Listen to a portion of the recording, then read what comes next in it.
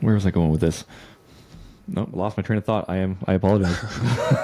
Don't be sorry to these people.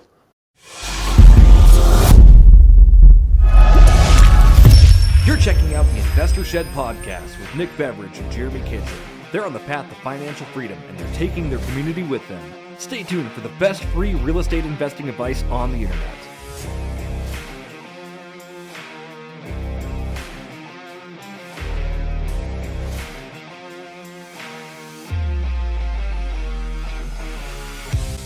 Welcome back to the Investor Shed podcast. I'm Nick Beveridge here with Jeremy Kitchen. Quitchin'! I'm giving birth today. What are we giving birth to? Oh no, it's the $100 million offers. Oh my gosh. And $100 million leads. This is the book we actually talk about. Yeah, we talk about this one a little bit, but it's mostly $100 million leads today by Alex Hormozi. We want to do a quick introduction and let you know you're going to get a lot of value out of these books. And this dude, Nicholas, what kind of food should people be eating?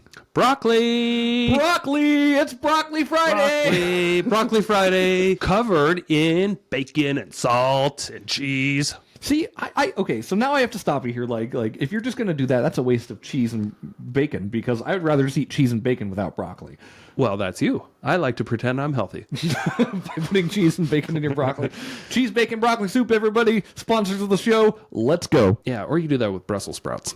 And welcome back to the Investor Shed podcast. My name is Nicholas Beveridge, and I am here with Jeremy Zool Kitchen without the D. There's only one Zool. There's only Zool. Only Zool. Whatever that is from Ghostbusters. Top of the morning, everyone. Jeremy Kitchen, as always. We got a really cool episode today, don't we, Nick? Well, we'll see, won't we? We're gonna see for sure. Hopefully you think it's cool, because we think it's very cool. Today, we are talking about the $100 million episode. Specifically, $100 million leads by Alex Hormozi. Ta-da! And Yes. we got the offers book, too. Yes. All right. So, Jeremy, I recently just finished the $100 million leads book, reading through it. Mm-hmm. Prior to that, I listened to the audio, so I basically got to digest it twice. Okay, so you've double dipped in this book already. Yeah. Very cool. And I mean, it was just so damn good. I thought, for once, we'll actually have an episode where we review something. Yeah. Instead of just talking about ourselves. Yeah, which is nice. And there's these books, if you haven't read them, the first thing I'm going to tell you to do is seriously just go get these two books. Honestly, I've read $100 million offers. I am starting $100 million leads. So Nick's going to be talking mostly about leads, and I'm just going to be kind of confirming or denying his points on that. But these two books will help you honestly set up and start a business and be profitable and like figure your shit out really quickly. Yes. It's all about shaving time off of your entrepreneurial journey. Yeah. I still can't talk. Yeah. I'm like, I don't think you've ever been able to say entrepreneurial. Nope. And I never will. We're not doing that today. No, I could take the time to look at it on paper and sound it out, but screw that. Dude, we don't have that kind of time on this podcast. No.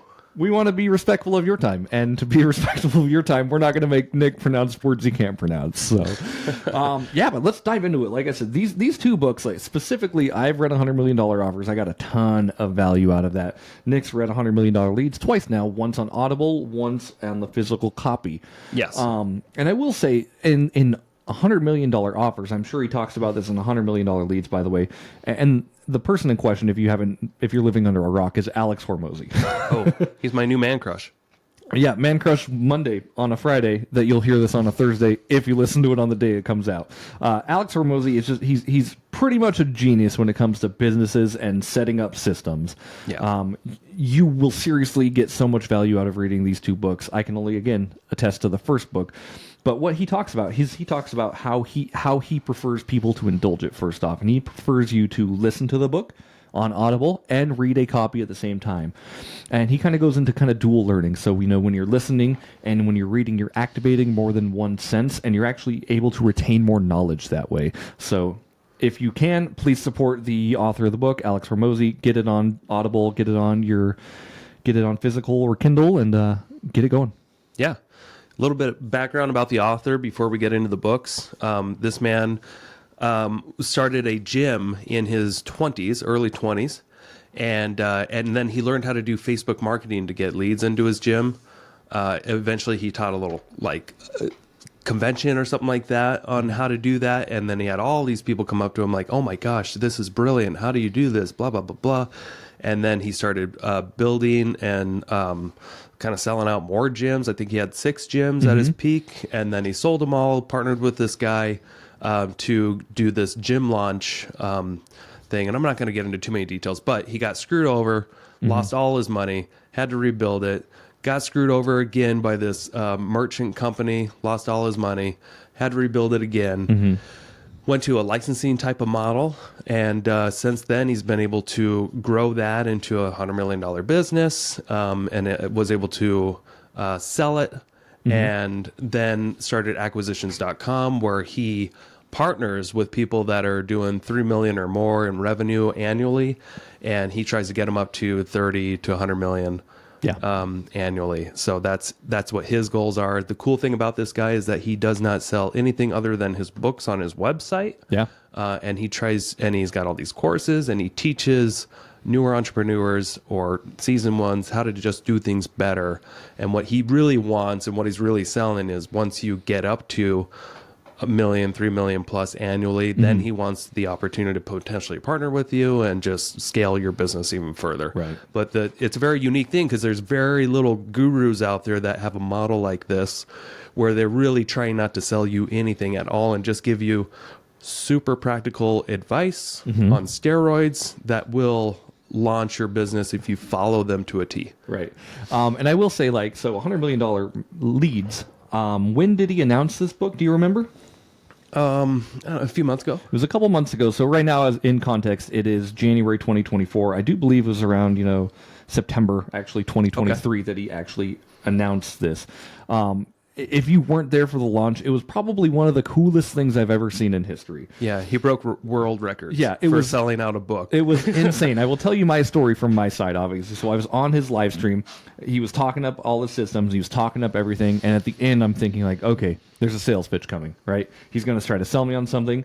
And honestly, he provided so much value during that thing. Like, I was seriously ready to whip out my credit card. I was thinking in my head, I'm like, okay, he's going to get you on like a, $2,000 course, $1,000 course, and kind of get you a lifetime membership thing to show you more business systems. And then this is exactly where he broke the internet, because he's like, what I'm offering you today, my courses are absolutely free. Yeah. I soiled myself.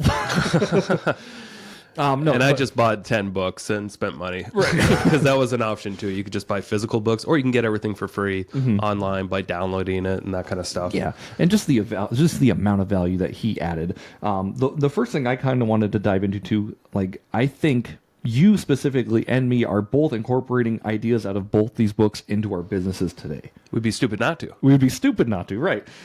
Specifically, in $100 million offers, he talks about making offers so good that people feel stupid saying no. Says so right there. Yep. How to make offers so good people feel stupid saying no. Says it right on the front of the book. Would you believe that? And I've marketed and tailored a lot of what I'm doing in my businesses around that, which is very helpful, and I've actually made a lot of money just off that. So yeah. So what you're talking about is $100 million offers. This was his first book. It has like the best review rating ever in history on Amazon or something like that. So and that was something that he didn't put as much time into. He put a lot of time into it, but like this book, he claims to have spent over 2 years on it, 6 hours a day from like 6 a.m. to noon. 6 hours a day for 2 years, put a lot of effort in this book, and you can tell reading through it. And it's a very easy read too, which I love. It is. He turned it into a 3rd grade reading level, which is perfect for me because I'm a retard. So anyway, just want to go over some of those before we dive into it. Yeah. Tell me a little bit more, Jeremy. What kind of things did you take out of $100 million offers that you do in your business? So with that, like when he was saying, make an offer so good people feel stupid saying no, like this is when I was trying to really push my Ginger Snap Media and trying to push my, like, I don't know how to get people hooked on schedules or like the value of the content. I read through this book and I instantly on my Instagram and Facebook, YouTube and everything, I put out a video specifically tailored off of the advice he said in $100 million offers. And that video I did was like, I didn't mention price, but I just said, you're going to be getting a ton of value. And I kept it very simple. And I'm like, if you want more information, get a hold of me. And I got so much outreach from that. Yeah. Yeah. So a lot of that was actually part of this book. Right. Then. Basically, I just casted a very good lure, and it made fish want to come bite. Yeah.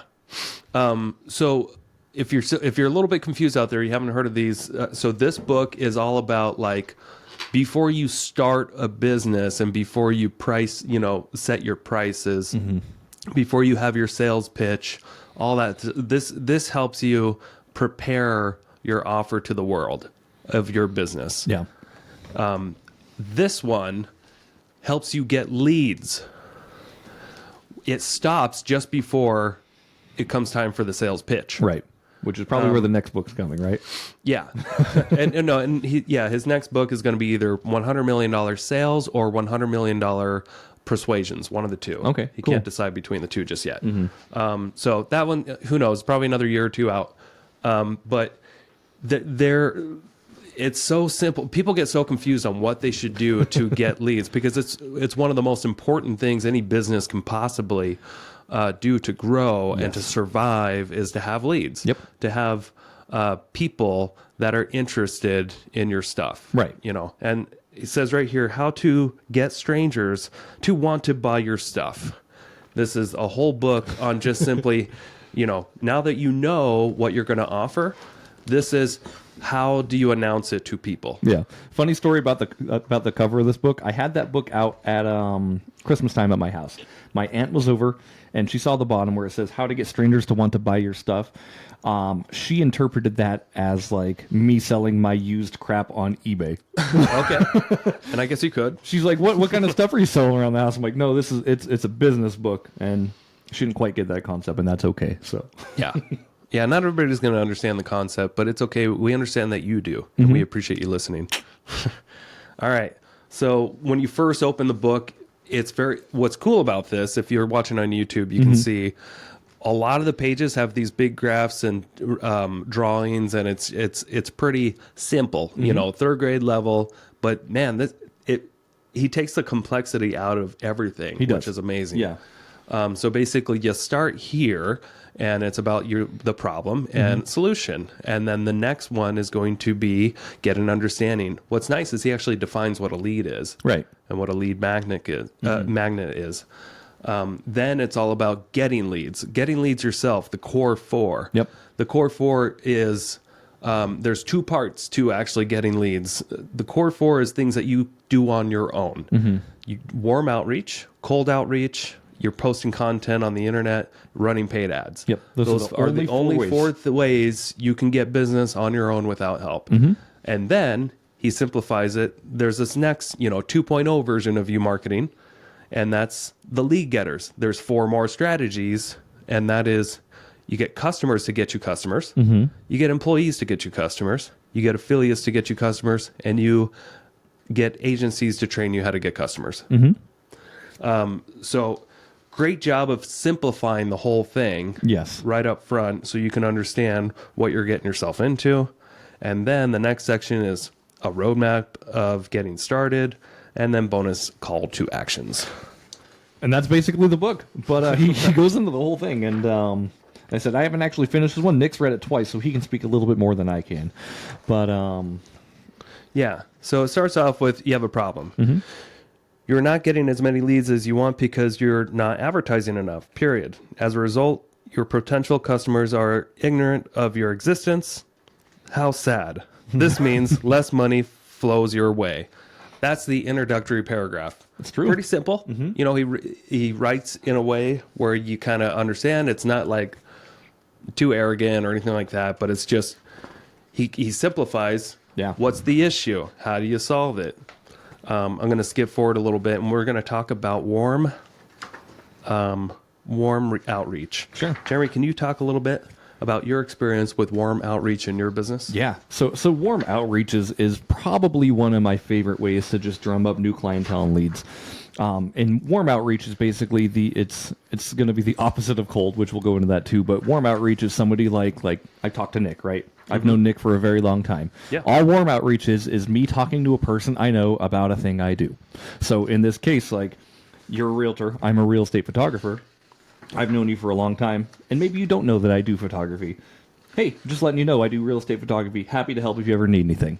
Yeah. That's warm outreach. That's it. It's talking to a person you know about something you are doing or selling, or even asking them if they know anybody who can help you or, is interested in your product.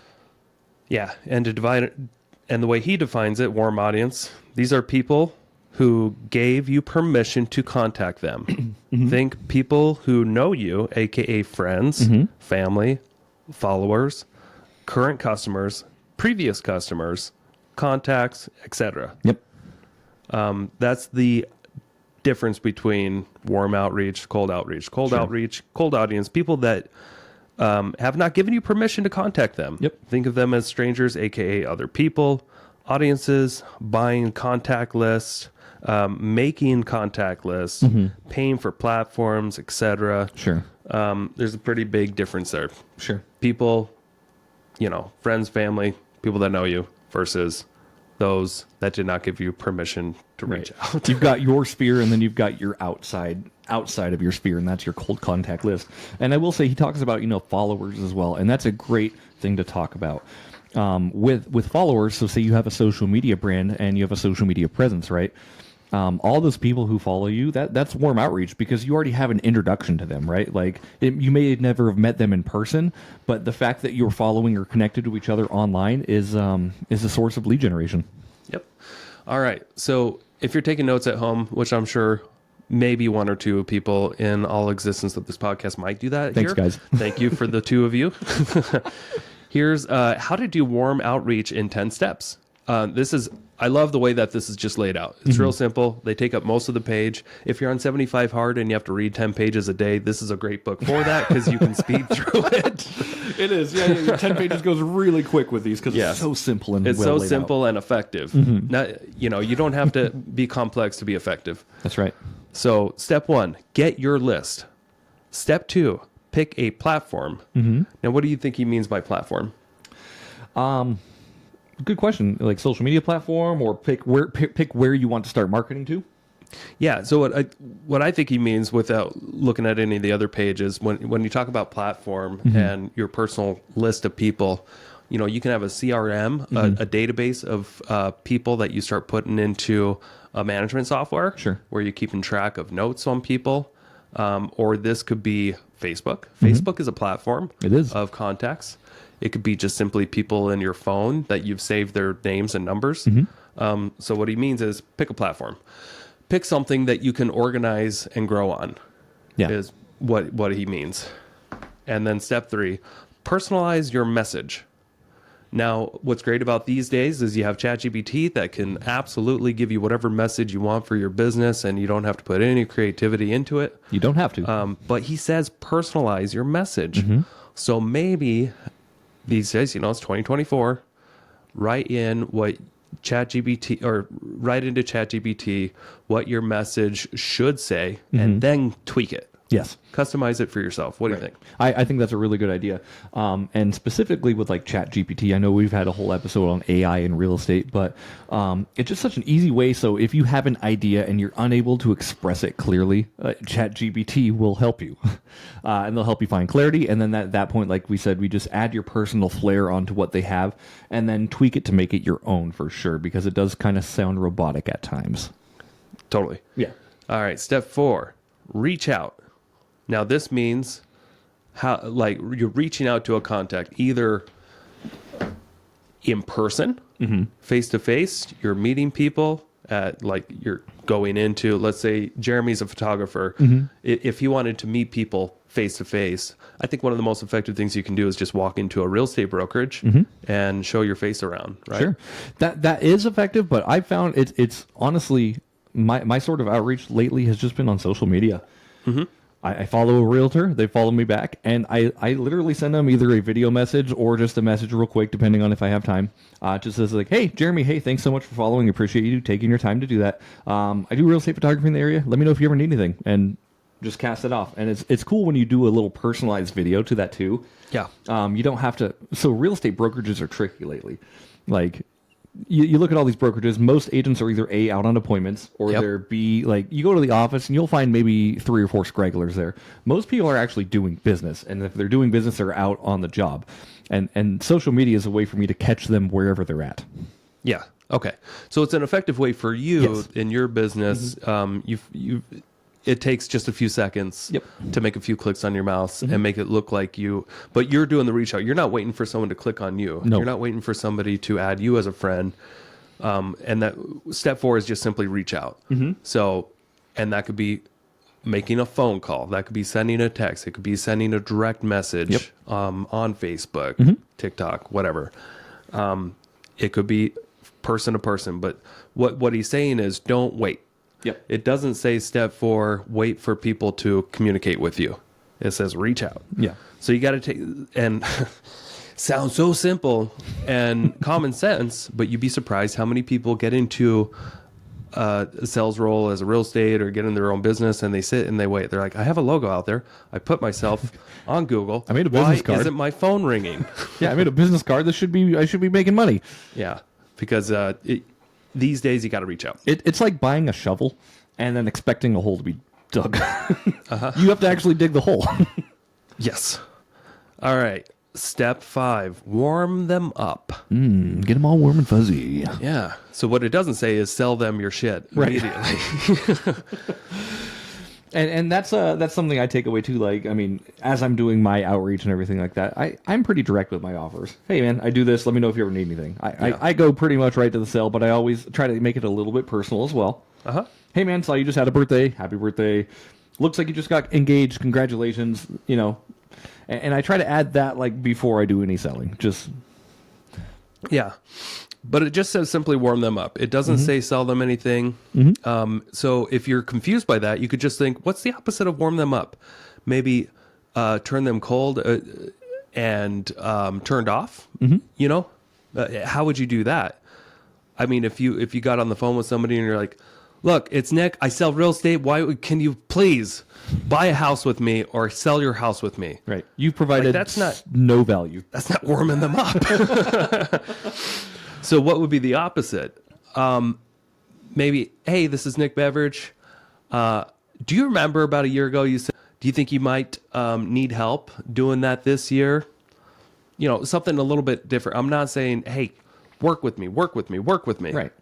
I'm just creating the conversation. You can still be direct and to the point, but a quick commercial break here. Thank you so much for listening to this podcast. I really do appreciate it. If you want to give back, let me help you buy a house, or I can help you sell a house. It's the only way I make money when I'm not investing in real estate.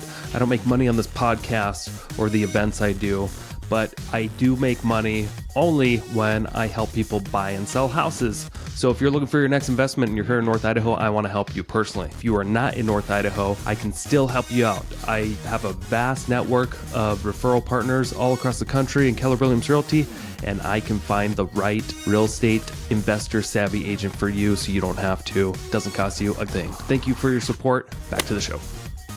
By being warm, I'm just asking, hey, just checking in. You said this at that point.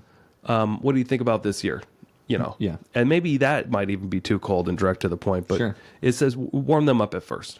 Sure. I think that's a really good point too. With warming them up, I most of the time end up with my conversations with saying, I'm happy to be a resource. And this means like if you have other things you're talking about or other people you're working with, great. That's awesome. Just, I'm happy to be a resource if you need it, you know, and that makes it seem like I'm not trying to be too pushy, because I'm really not. Most of my outreach is pretty low key, I would say. Yeah. But I try not to be the sales guy. Yeah. I love step 6. Step 6 is great. It says invite their friends. Yeah, that's good. So me being an agent, knowing this, if I did a warm little, hey, how's it going? Awesome. Yeah, you said you might buy it this year. Cool. Well, I'd be happy to, you know, check in with you or do whatever, blah, blah, blah, blah. But step 6 is invite their friends. So you could be like, hey, do you by chance, is anybody in your family planning on buying or selling a house this year that I can help? That's not a very hard pitch. It's you not. know, it doesn't really make people uncomfortable when you approach things that way. But how would you do that in your business? Same thing. I mean, if I'm working with realtors and say they're at a brokerage, like, hey, is there anyone else at your brokerage that might find my services useful? So just I'd love to connect with them, and sometimes, and I'm still working on this part of my offer, but like I really want to create like a referral based business where somebody, like, if you refer me a client, extra juice. Yeah. And that shows that juice. like I care and I'm providing the value forward to you. But yeah, if I'm working with agents specifically, I just say like, hey, is there anyone else in your brokerage, or do you know any other realtors that are selling? Like, I'm looking to drum up more business, so send them my way. And that's such an easy sale, because that takes the pressure off them of actually having to do anything. Yeah, and you might be getting ahead of yourself, because step 7 is step 7, make them the easiest offer in the world. Make them the easiest offer in the world. Now, in my business, if I'm talking to a potential seller, maybe I found out some way that they're planning on selling a house this year. I might say something like, hey, so I heard you might want to sell your home. I'm just curious. Would you like me to? I can get a value on your property. That way you know what you can sell it for whenever you're ready. It take me 15 minutes. I'm not asking, will you list your property with me? Right. Or anything like that. I'm offering some free value that maybe they're really going to need. Right. If it's a buyer, investor buyer, let's say, I might ask, hey, would you be interested in going to coffee later this week, maybe this week or next week? I'd like to know how I can help you in your business and how we can work together. It's a very, very important point right there. Coming from a place of value and seeing how you can help people is the best way I think you can grow your business. Like, again, most times I'm not even asking for sales. I'm asking, how can I be valuable to you? What can I do that would be valuable to you? Yeah, because the sales isn't the next step. No. Like, you can't just sell somebody immediately. There's a big process, especially in our businesses. But it's not time for the sale yet. It's time to warm them up, invite their friends, make the easiest offer in the world, and then step 8 is start at the top. Which is interesting. What do you think he means by that? I don't have any. Go back to step 1. I thought so. Yeah. Do it again. Yep. So you're going to keep working that step 1 through 7, basically. Yep. You go back. Step 1, meaning try a different contact. Reach out. Make the easiest offer. But there is a step 9 and step 10. Step 9 is start charging. Yes. Step 10 is keep your list warm. I think that's good, because if you're not charging, you don't actually have a business. And if you don't keep your list warm, there's other people out there who are just as hungry, if not hungrier than you, trying to find and steal your leads, right? And that's something like, how do you keep somebody in your sphere, and how do you keep somebody working with you? What Nick said, just keep it warm, right? So, and that goes to me like building my list, and I build a pretty effective list with this stuff. If my clients have a birthday, I'm texting them happy birthday. It's super easy stuff like that. And just, following up on their life. If they have a baby, texting them like, hey, congratulations on the baby, or getting them a little gift or something like that. These little things that you do will help solidify in their mind that you were the person they want to do business with. Yeah. Now, there's this little box on page 68 right here. We're still in the warm outreach phase of getting leads. And it's an advertising checklist summary for warm outreach. And I think it's very simple. If people could just follow this on a routine basis, I think they would see their businesses just explode over time. But it answers, who, what, where, to whom, when, why, how much, how many, how long. And before I get into his, I just remember so many times as being a real estate agent, they try to teach you these different scripts on how to ask for what and when. There's an LP MAMA. It was like an acronym for location, price range, that kind of stuff. Okay. And there's all these things that you try to remember in your head for the script, because selling real estate, believe it or not, is actually a little bit more difficult. Sure. To wrap your head around as an agent, because when you first meet with somebody, you need to find out, is this the right timing? What should I do next? Are they wanting to buy a house? Do they have to sell a house first? Who's the decision maker? Are they buying with anybody else? What's their actual budget? What do they currently owe on their mortgage? Are they going to be in a worse or better situation if they sell? Or are they renting right now? Are they on a lease? There are 200 questions probably. Oh, yeah. that Easy. you could ask if you just start asking in general all the different things that maybe real estate school might teach a realtor to ask. But it took a few years until I realized that you can boil it and simple it down and not even have to remember a script if you just try to figure out the who, what, where, when, why, how. Right, just the basic And so simple questions. In my head, when I'm talking to a new prospect, and this could be used for not just as a realtor, but who are you talking to? Yes. Very simple. But not only that, like what's their last name, what's their email, what's their phone number. Right. You got to have all that stuff. You also got to know, is there another who? Are you dealing with a spouse? Blah, blah, blah, blah. So it can kind of roll into each other. But you don't have to remember all these scripts. You just got to remember the who, what, when, where, how, why. And kind of just make sure that all this stuff you're touching on in your head. And sometimes on my script sheets, I do have like pre-filled forms that just say who, what, when, how, why. Yeah. Because you want to know what is their objective. Right. Where are they planning on going?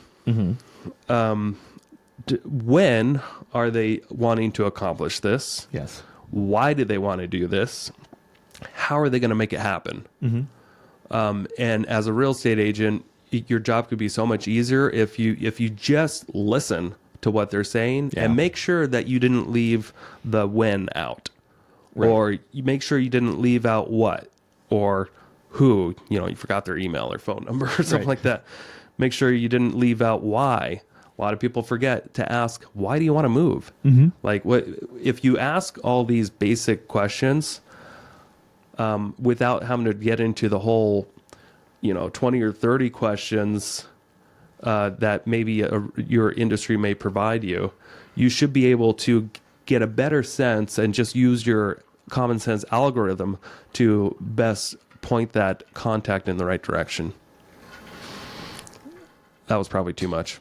Nope, that was good. Sorry, I was trying to be quiet, putting my water bottle down. But I think you're right. Like, if you boil it down, like, you just got to know your clientele. And you got to know, like Nick said, what they want, who they are, when they want to do it, why they're doing it. And if you can answer these questions for them and have yourself a solid outline, you've officially eliminated most obstacles in your way. Yeah. So that actually resonated with me and my business a lot, but it's not exactly what he says here in the book. We're talking about the book, so I'm going to tell you what this warm outreach daily checklist is. Sure. Who? It says yourself. Right now, we're talking about warm outreach, so who's doing it? It's you. What? First 5 free. So he's talking about a templated offer where, hey, the first 5 customers get something for free. Sure. You're starting a new business. Where? Phone number, email, physical mail, SMS. So this is like, where are you marketing? Yep. To whom? Your contacts. When? Now, this is good. He says the first 4 hours of your day. Why do you think he recommends the first 4 hours of your day you should be doing this? Because honestly, I think like you get your marketing out of the way, and I think you've structured your business like this as well too. Like, you do your marketing in the morning, and then you do your appointments in the evening or in the afternoon, right? And that's just almost like doing the hard thing first. Like, this stuff has to get done, and if it doesn't get done, it will it will continue to fall off the chart. So Yeah, and there's a super great analogy. I've only heard it a couple of times. I'm sure people have heard this before, but there's a I've never actually tried to explain it before, but there's a scientist or some sort of professor. He's in front of a class, and he says, and he's got like he's got a jar, and he's got rocks, and he's got sand, and he's got little gravel or something like that. And he says, can we fit everything into here? And they try by putting the sand in first, and then the gravel, and then the rocks, and it's overfilling. Yep. And then he says, well, why don't we try it this way? And eventually, when he does it the first time, everybody in the class is like, yeah, you can't fit all that stuff in there. Yeah, stupid. But he puts the big rocks in first. He put the big rocks in the jar first, and then the gravel, and then the sand. Yep. And the sand filters through and is able to fit. Yep. And so you got to look at your day this way. Your big rocks are the things that are actually going to bring revenue to your business, and that's marketing. Yes, Or 100%. that's reach out. That's on a consistent basis. You're reaching out. Those are your big rocks in your business, whether you believe it or not. all the other stuff, the reaction part is more, reacting to phone calls and stuff that comes up. That's like your gravel, and then the sand is everything else. Yeah. But that you'll notice this pattern if you've been in. If we're speaking to people that are entrepreneurs, they understand that metaphor. Sure. Because sometimes they forget. They just let their day get away from them, and they try to fit it all, and they can't. But if you do the hard things first, everything else in the day is going to be easier and will fit in your day. Absolutely. And an analogy to kind of go off this too. Where was I going with this? No, lost my train of thought. I apologize. Don't be sorry to these people. I gotta be sorry. I had a really good thing, but it's at the tip of my tongue. I'll remember it later. That's okay. All right. Then why? So you want to get your customers or intros. Duh. All right. How? Personalized message using the ACA. What do you think ACA stands for? Automatic Consumption Arena. Damn it, I forgot. It's like something acquisition, customer, blah, blah, blah. Yeah, I forgot ACA. Why don't you take over for a minute? Okay. Because he does mention a lot in the book, and then you forget acronyms. Yeah. Like lifetime gross profit, blah, blah, blah, blah. LGP. But yeah, so going off that, like Nick said, putting the boulders in the glass first. There's a great book out there called Eat That Frog. And basically the concept is like doing the hardest thing of your day first. That way the whole rest of your day just gets easier. So you put the hard things at the beginning of your day, and then you're not going to be stressed at the end of your day when you have to do all these things and then you end up not doing them. Okay, I found ACA. He uses a lot of little, what do you call these when you're using letters? Acronyms. Yep. So in step 5, what do you say when they respond? Act like a human. So acting like a human is acknowledging what they say, complimenting, and then ask another question. So he said ACH a lot, or ACA a lot. It's just not acting like a robot. And I've seen people do this where they're not actually paying attention to what people say. They ask questions, they don't answer, but it's acknowledging, complimenting, and asking another question. And that's just basic communication will get you so far. Seriously, like being an active listener and acknowledging, like Nick said, and complimenting on whatever they said, and then asking another question. That allows you to lead and push the conversation forward without it stalling too. So that's really good advice. Yeah. So Alex Hormozi, he doesn't make a lot of promises, but he does make this promise again and again, and it's in here. How much? Do 100 attempts per day for 100 days. If you're starting a new business, those are your big rocks. Make 100 contacts, reach outs per day for 100 days in a row, and you'll have something special that you can grow on. And that reminds me of what I was going to talk about. So it actually kind of rolls right into that. So with that, if the things you've done 2 months ago in business are going to start showing up today, right? So sometimes these things take a while to get traction going, but if you're making 100 contacts a day for 100 days, you've effectively like built yourself up to a level where you can be a high level performer. And if you stop doing that, you will see the results of that 2 to 3 months later as well. So once you get to 100, you got to stay at 100. Yep. All right. So the next of the core 4 done with warm outreach, the next one that he recommends doing right away, not cold outreach. Nope. But posting content.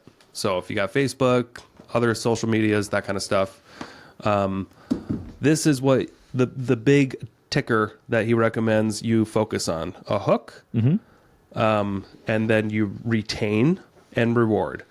Now, this is trickier than it sounds because, believe it or not, people's attention span on social media is this big.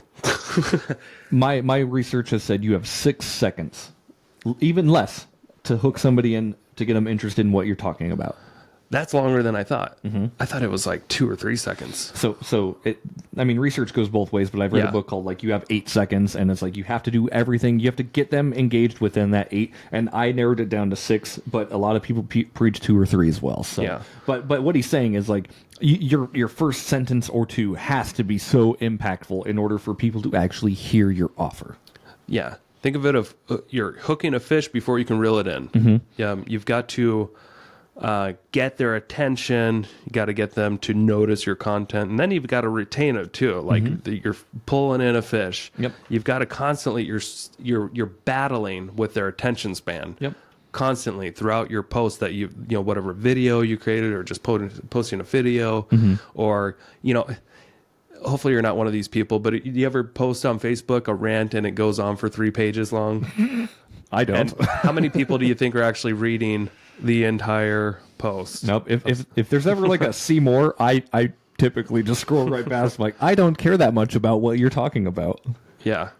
And then you've got to reward their attention. Give them a satisfying reason why they consumed it to begin with. Yeah. That's hard too. And I'll be honest with you, I struggle with that too. I post a lot of content out there. And it doesn't always retain people. No. It doesn't always reward people. I work on that the best I can with just straight up honesty. Yeah. And being brutal but consistently posting stuff. The important thing though is that's worked for me in my business is people know I'm a real estate agent. Right. and like, as far as retaining, like, I mean, like you can have some duds in your content. You can have some, that blow up. But I don't try to focus on numbers when you're posting. Try to focus on being genuine and providing value. Yep. Genuine, quality, yes. value. Does this before? Yeah, and you should have that checklist before you ever post something. Yeah. Is this going to actually provide value, be entertaining, and yeah. There's a formula I do with posting, and not everyone has to follow this, but this is just a simple guideline I follow. So 70% of my content, I want to be providing value. What does that mean? If I'm trying to outreach to other realtors, it's maybe posting some of the walkthrough videos I've done, or posting about a special I have coming up, or how to, get your client's house ready for photos. Just providing value. 20% of what I do is personal life. Just me being a silly, weird dude, wearing a hat, looking at winter outside, and just like wishing it was summer. That content got a lot of views, which was weird. Yeah. And then 10% of my content is selling. So most of my statement is providing value and being real. And if I do those, people will actually try to resonate with me more because they know I'm a real person doing real things. And even posting your struggles, honestly, in business, I think is really great too. Yeah. So there are 7 things that he recommends that you try to focus on that will hook people's attention. And the first thing is recency. So as recent as possible, quite literally like the news. Yeah. People do pay attention to something that is happening an hour ago, more likely than they would a year ago. Yeah. No matter what it is. You can say, there's a plane crash a year ago, and not many people would lose interest pretty quickly. Sure. If you say there was a plane crash an hour ago, a lot of people want to hear more. Yeah. For whatever reason. But what do you think that is? I think that's true because just knowledge is power, and people want to know what they don't know. And like you said, like if we were to make a video about, I don't know, World War I, we get a couple views, sure. But like if we were to talk about like the war in the world right now that's happening right now, this is affecting you literally right now. People are going to stop in their tracks and they're going to be like, oh, this is important to me. Yeah. Tell me more, because it's a basic survival instinct for me to pay attention to what's going on right now. Yeah. Otherwise, you can trip on the sidewalks. Right. and attention is power right now, too. So, like, if you can grab attention, which is kind of what this is about, making content, right? You want to capture attention and you want to retain attention. Because the longer you have somebody's attention, the more they're going to be able to think about you. Yeah. The next is relevancy. So, for instance, he's got in here an example. A nurse will pay more attention to stuff that affects nurses compared to stuff that affects accountants. That makes sense. So if most of the people in your sphere on Facebook or something like that is all about, checking out little model trucks online and you're constantly putting stuff out about real estate, maybe you won't get as much attention. Yeah. But if most of the people that you friend are like realtors or real estate investors or people in that community, if you have a hyper niche community and then you start posting stuff about real estate, it's likely that they will watch your stuff because it's relevant to them. Right. And regarding relevancy too, you can personalize a lot of this stuff. So going off, you're talking about like toy trucks or whatever, right? So say you've got a network of people who like toy trucks and you're a realtor. you can make content that's catered to these people, that captures their attention in an imaginative way, that also talks about real estate. Yeah. You could have two toy trucks, one being pretending to be in a realtor and one pretending to be in a client, being like, "Oh, hello, I'm a truck." That's a dumb idea, but you could absolutely do it. Right, that's what I'm saying. Like cater to your audience, right? So know who you're trying to market to, and make it personal too. And this is very important. So if you can weave a personal story into any of your content, people want to know like the ups and downs of your life. Yeah. They want to know the struggles. They want to know that. Well, that's later in here, but yes. That is later, but like, okay, we'll hit that later then. So, yeah, no, but I totally get that. Mm-hmm. And like when it comes to like toy model trucks or whatever like that, right. Like I recently, due to Christmas and my kids getting Lego things to build, I kind of really got into like building little houses and stuff. And I thought it'd be cool to like, I bought all these like model homes that I'll put together eventually. But you got to glue them and stuff. It takes time. But I thought it'd be really cool to actually film it. And as I sit here and I build a house and I can talk about it, like this is a fourplex, and the reason you're going to have 4 kitchens here and here and here as I build. And I thought it might be kind of cool to the people that are into tinkering with, building model houses and toys. That's that is a niche group for sure. it is. And then on top of it, to layer on top of that again, people that are also interested in investing in real estate. That's in my plans for some content creation. I think that's great. People love watching people build shit. Yeah. I'm not even kidding. Like I did that video on our Priest River house of me pulling up carpet pad to reveal the floors. That got like 15,000 views on Facebook. I'm like, what the shit? Yeah, it's like the most views ever. Yeah. Or something like that. Just pulling up carpet. I fast forwarded content of me pulling up carpet pad and showing basically hardwood that kind of looks like this desk. 15,000. There's got to be somebody jerking off to it. With that many views? I hope so. God bless you if you've jerked off to it. Well, then God bless me. God bless you, Nick. I'm just kidding. Sick fuck. All right. The next one is celebrity. Celebrity? Yeah. Okay. So if you include content that pertains to a particular celebrity, a lot of people like celebrities, and they may, no matter what it is. Jeff Bezos just took a shit. Like people are gonna make really. We should make a video about Alex Hormozi. He's a celebrity. Well. Well. I think we're trying to get more than 30 views on a podcast this time. We might be putting this in the little thumbnail. No, this is great. So might get 40. Hopefully 45. Okay. Celebrities, yep. So got that. That one's pretty easy to go through. So that one's simple. We don't have to deep dive into that. Proximity, if it's close to home. I notice that in my community, anytime anybody posts something that has to do with like, hey, the Coeur d'Alene City Council did this or something like that, on a micro level, that shit explodes. Oh, yeah. People in the community watching something that's happening here in the community on the Facebook. I don't know have you seen anything similar? I haven't really noticed a big difference, but when you're talking about like city council and stuff, I do remember a lot of people, especially when the Airbnb laws changed in Coeur d'Alene, like the investor community was up in arms because it all affected them, right? So you're posting like local content. Yeah. And then you helped us make a video on Coeur d'Alene Place, a very popular neighborhood here in town, and we put that video out, and it got a ton of views immediately. And I had some people even send me, "Hey, thanks for marketing for me," like Ian Swanson. That's awesome. Showing his sign for a minute. Yeah. A lot of people saw it, but it has to do with proximity. It's close to home.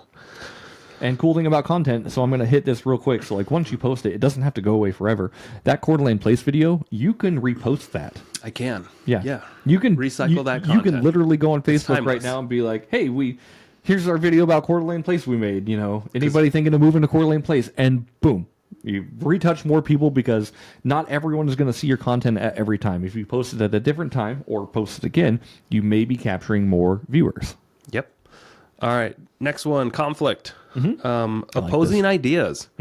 Have you ever seen on Facebook or anything like that, people talk about left-wing, right-wing ideology? I hate it, but yeah. Usually gets a lot of attention, right? It does, yeah. People have their strong opinions and they all want to share theirs. Yes. The thing about conflict is it goes two ways, right? Yeah. So media is presented to you in a way that like is either going to enforce your beliefs or make you hate the opposite belief even more. And that's the division of it, but that's like what's selling, unfortunately.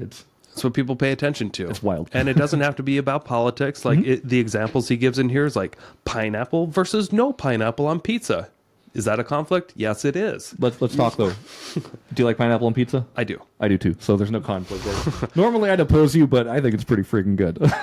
Fucking delicious. Hawaiian pizza? Shit, give me more. It's like salty and sweet with the pepperoni. Oh, don't get me started. Get me started. All right. Yeah, so Good conflict sells as well. Yeah. Couple other examples here. Good versus evil. Villain versus, hero versus villain. Left versus right. We talked about that. Freedom versus society. Justice versus mercy. You get the idea. Right. And he says it right there in that book. And I love that. That's how it's written. He just kind of just like, get to the point. Get to the point. You could tell this guy's got a high D. Right. But he's got a big D too. But He's big in the D. Huge D. Big muscle All right. boy. Here's also what kind of goes viral, just unusual content. Odd, unique, rare, bizarre. Example, think of a six-fingered man at the circus. Okay. You get the idea. Post something bizarre. Right. It might get, so what he's saying there is, what's the opposite of bizarre? How about if I posted myself talking about real estate in my office with a plain background? How many other real estate agents do that? Right. A lot. A lot. So it may not get as much attention because if everybody's doing it, you might want to try something else. Right. There's, and I will contradict this point a little bit. I do think unusual content is great, but if everybody is doing it, like there's also a market there as well. Right. But we're talking about not being the norm. I get it. Yes. With this book, and that's what's going through my head. It's just like, you can be like everybody else. Everything does work if you do it enough. Sure. But we're talking about being exceptional and getting exceptional results, standing out. So, and then ongoing stories that are still progressing, evolving, have plot twists. For example, like when we post regularly on like it's day 20 of 75 hard. Yep. Some people are actually into that and they will tune in. They want to see what's going on. What's going on. They want to see you I've do seen your this journey. before. It's recognizable, Right. And it's also like, yeah, it's recognizable and people want to see your journey. Like a lot of people, honestly, they hope you fail, which is bizarre. I'm serious. Like people like they want to see you fail just so they get that self-entitlement of like, he didn't do it, which means I shouldn't do it either. Well, it just makes them feel It validates their... like they don't have to feel bad about themselves not being able to do something like that, maybe. But it's like turning on like a new TV show. If you're talking about posting your 75 hard and people are interested in your TV show, they're going to continue coming in for the next episodes. And if you do that, then you're capturing more attention over time and you're going to grow your database. Yeah. The section on posting content is huge, by the way. Yeah. There's 2 parts. I'm flipping through a lot of pages here. We're just kind of skimming over the important parts that stuck out to me. Yeah, I will say this. on his website, acquisition.com.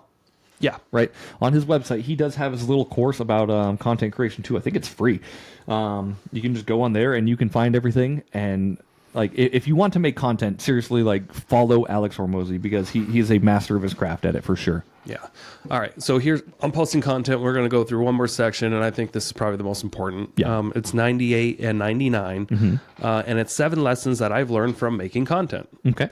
The first thing is switch from how to how I. Yes. So when you're describing things on, how, like for instance, if I am describing how to flip a house, there may be some people that have flipped houses before, have a different idea, and just the way I describe this is how you flip a house, you're probably going to get a lot of people that might disagree with you. Like, sure. no, I do it this way. But if you simply say, this is how I flip houses, and just change that language a little bit, it could come off a lot more authentic and with a lot less backlash. I think that's really great. And a lot of people can take away from that, the how to how I.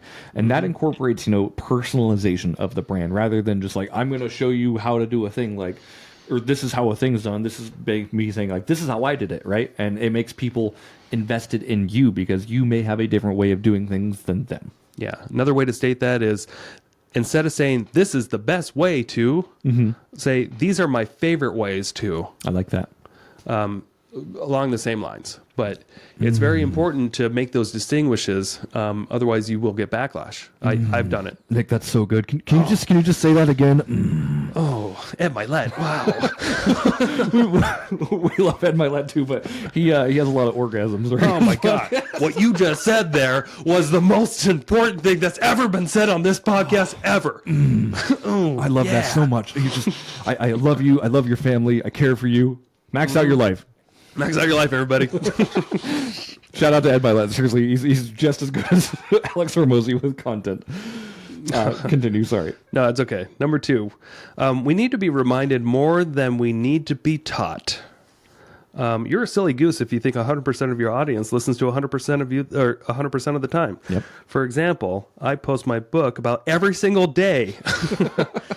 And most people, and I'm skimming over this because it's a big paragraph, but he's basically saying that most people that he meets doesn't even know that he wrote a book. Isn't that wild? Yeah. So don't be a silly goose and assume that nobody knows what you do. Right. Really good lesson. So when posting content, hey, I'm Nick Beveridge. I'm a real estate agent here in Coeur d'Alene, Idaho. I'm also a real estate investor. I usually start with something like that. Sure. Every time I have a meeting, an REI meeting, even though 30% to 60% of the room has been there before, I still always introduce myself by saying, hey, I'm Nick Beveridge. I'm a real estate agent here at this office. I'm also a real estate investor. Thanks for coming. Yeah. Blah, blah, blah, blah, blah. But you got to constantly introduce yourself with who you are and what you do, because you can't assume that everybody knows you and what you do. Yeah. Puddles, ponds, lakes, oceans. Narrow your focus of your content. I like that. If you have a small local business, you probably shouldn't be making general business content. Not at first, at least. Why? Because the audience will listen to people with better track records than you. Now, if we constantly made business podcasts only, we know that we're going to be directly competing with people like Tony Robbins and people like Ed Milet. Yeah. And the Bigger Pockets podcasts on business only. We're playing in the big leagues, and honestly, those people just have better content. They have better experience. Yeah. We're not going to compete with those people. But when it comes to investing in creative deals in North Idaho, Yeah. fuck everyone else. We are the shit. He's right. You know? And as much as I'd love to be in like that bigger sphere of people, but like there's already content in that sphere, and there's content that I love in that sphere. Like I still listen to like the Big Boy podcast. I listen to Ed Milet. I listen to Bigger Pockets. I listen to us too. But there's value to be perceived and achieved from all of these places, and I think we're in a very niche sphere of local investors, but we do provide some general advice as well. And the show's going to keep growing as long as you give us 5-star reviews on Apple or Spotify. I just realized we're at 55 minutes. We got to wrap. Dude, like we can talk about Alex Hormozi all day, and we might even have to do an extra episode on like what we've learned from this dude. Yeah. Wow. Yeah. Sorry, guys. I thought we were going to be able to get through like the 8 topics. We're on topic number 2, and we're almost at an hour. So why don't we just sum up? It's still a great way to start, guys. Yeah. Start with warm outreach, then post content. When it gets into cold outreach and running paid ads, it's fucking high level. So just know that if you want to scale your business, if you want to do more business, you got to read this book. You got to listen to it on audio. Yeah. It's the best. It's 2024. And a lot of things are dated. This is not, and I don't think it will be dated for a very long time. And he wrote it in such a way where I think these things will still apply 20 years from now. The thing I love about the books too is it's so simple but so effective. He makes it so it's not rocket science getting leads. It's like, here's how you do it. Here's how easy it is. You just have to go do that. Yep. Part 2 of the book is on lead getters. Now, the first half of the book is describing all about how you yourself, without much leverage other than running paid ads, you're out getting business and bringing it in. Yep. The second part is all about, on a much higher level, how to get the first block is your customers to get you customers. Yes. And that's basically by doing things so well that they refer you business, but you ask for it in a way where they will do it. The next one is on employees. You can hire employees, and he teaches you how to do this correctly and get them to bring your business. Your employees shouldn't only cost you money. They should be making you money. Absolutely. He makes a very good point there. When I've hired employees in the past, usually they just cost me money and I fucking burn to the ground. But I do it in a wrong way. Whoopsie daisy. Whoopsie daisy. It's good to have a solid model to go from. Yes. The next one is pretty high end. It's affiliates, but we do this in our business. We have affiliate partners that send us business. They help sell our stuff, and in return, they make a little bit of ching. Yeah. I'm not going to get into that on this podcast, but it is a thing. Yeah. Agencies, and this is where you're basically there are agencies that you can hire to market on your behalf in a certain strategic way. But what he recommends in this book is how to hire an agency temporarily to train your team versus constantly paying them forever. Sure. I like it. Yeah. It's a book you've read twice. How many more times do you think you're going to read it? If I'm being real with myself, like I don't think I've ever read a book more than 5 or 6 times. Okay.